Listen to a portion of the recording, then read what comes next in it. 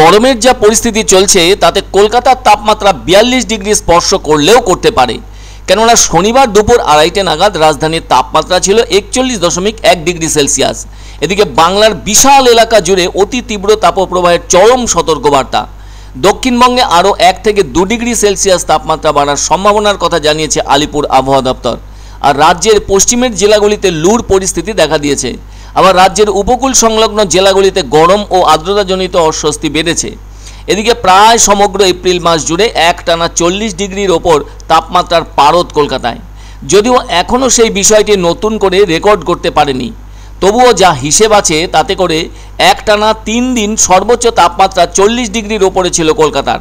এর আগে 2014 সালে একটানা 5 দিন ওই তাপমাত্রা ছিল। আবার কলকাতা সহ দক্ষিণের সব জেলাতে তাপপ্রবাহের সতর্কবার্তা লক্ষ্য করা যাচ্ছে।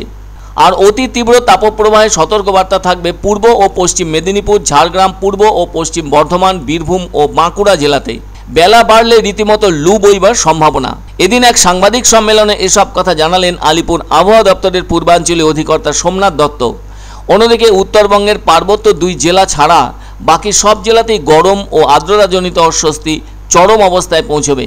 বৃষ্টি 2-1 পশলা হলেও হতে পারে দার্জিলিং ও কালিম্পংয়ে, কিন্তু তাপমাত্রা বাড়বে এই 2টি জেলায়।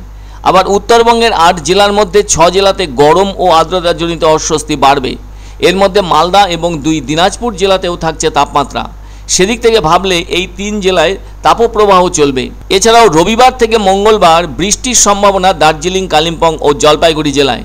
বিশেষ করে রবিবার উত্তরবঙ্গের ওই 3 জেলায় বজ্রবিদ্যুৎ সহ বৃষ্টির সঙ্গে 30 থেকে 40 কিলোমিটার বেগে প্রতি ঘন্টায় দমকা ঝোড়ো হাওয়া বয়ে যাবে।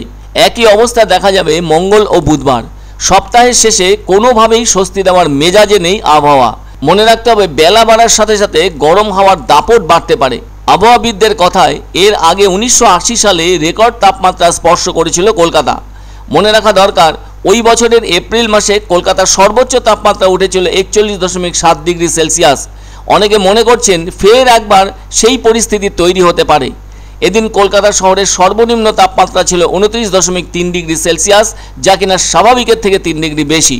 এদিন বাতাসে জলীয় বাষ্পের পরিমাণ ছিল সর্বোচ্চ 90% এবং সর্বনিম্ন 45%।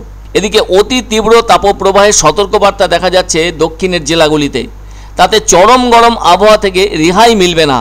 28 ও 30 এপ্রিল বৃষ্টির সম্ভাবনা দার্জিলিং, কালিম্পং ও জলপাইগুড়িতে। তবে যথেষ্ট তাপপ্রবাহের সতর্কতা মালদা সহ উত্তর ও দক্ষিণ দিনাজপুর জেলায়। সবথেকে যেটা বড় কথা, এটা শুধুমাত্র দক্ষিণবঙ্গ বলে না, উত্তরবঙ্গেরও কিন্তু কয়েকটি জেলাতে হিট ওয়েভের সতর্কবার্তা দেওয়া হয়েছে। That is your Dinajpur. South বেঙ্গলে আপনার আগামী 5 দিনে বৃষ্টিপাতের কোনো সম্ভাবনা নেই। নর্থ বেঙ্গলে কিছু কিছু জেলাতে বৃষ্টিপাতের সম্ভাবনা আছে। যেমন ধরুন, আজ এবং কাল আইসোলেটেড বৃষ্টিপাতের সম্ভাবনা আছে নর্থ বেঙ্গলের 3টি জেলাতে।